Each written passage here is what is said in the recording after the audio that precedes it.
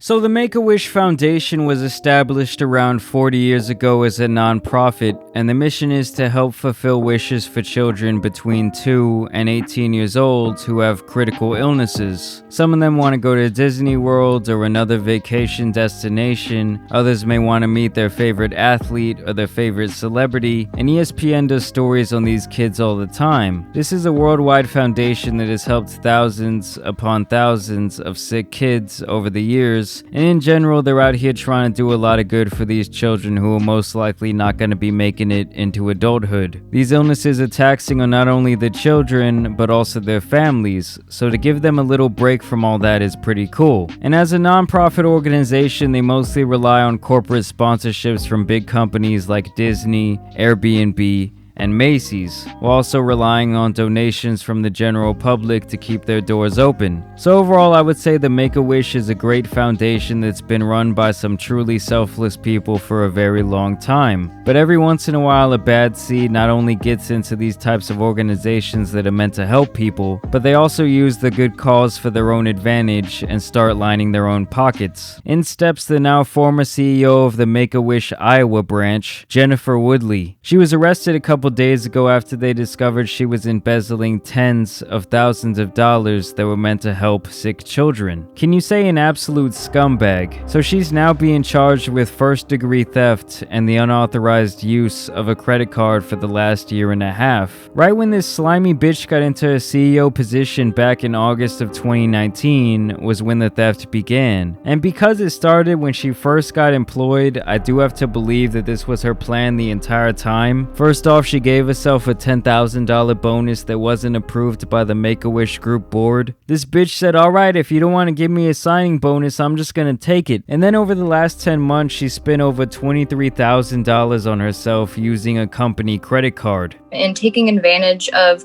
all of the family and friends and volunteers and, companies that are donating their time and effort to make this happen for these families. It's honestly just sickening. All I really gotta say is what a fucking awful person this woman truly is. And don't even talk to me about the low salaries that these nonprofits traditionally pay. You choose your job. If you want to get paid more, then you should have chose to work in a for-profit company. And it's not like she was making chump change. Her salary was not disclosed, but seeing as the previous CEO was making about $140K a year, we can only imagine that she was probably making near that number, if not more. I really don't get what she thought was gonna happen. She was out here going on shopping sprees with sick kid money, and she wasn't even trying to hide it. She said, fuck those kids, I don't even care if I get caught in 4K. And to me, the most fucked up part of this whole situation is that this woman, Jennifer Woodley, also has 2 children who had to go through a brain surgery. And long before she became CEO of the Make-A-Wish Foundation, she took advantage as one of her kids was granted a wish to go to Disney World. So she knows exactly what these families feel like who have to go through such a dramatic event that it is to have a dying child, and how much just fulfilling that one wish can really help people cope. To me, this makes the whole thing about 10 times worse. I mean, what a putrid piece of shit. It just really pisses me off when people mess with kids in general, much less kids with terminal illnesses. As an established nonprofit organization with a single purpose of transforming the lives of children with critical illnesses, we are sad and disappointed by these events, is all the organization had to say in their public statement. And I get why they can't do it, but I wish just for once they would actually go out of their way to publicly shame this woman. But hey, I guess she's already done that herself. Now she's facing up to 10 years in prison for a Class C felony, but seeing that she is a white woman, I see her getting about a year in the pen with maybe a year or 2 of probation. Sadly, this type of stuff is happening at nonprofits all around the country and will continue to happen as greed consumes individuals at all levels. But let me know what you guys thought about this story today. Like I said, I think this woman is just an absolute piece of trash. But as always, there's someone else out here that needs to get roasted. There's some other news out here that needs to get covered. So it's been your boy, the Tan Superman,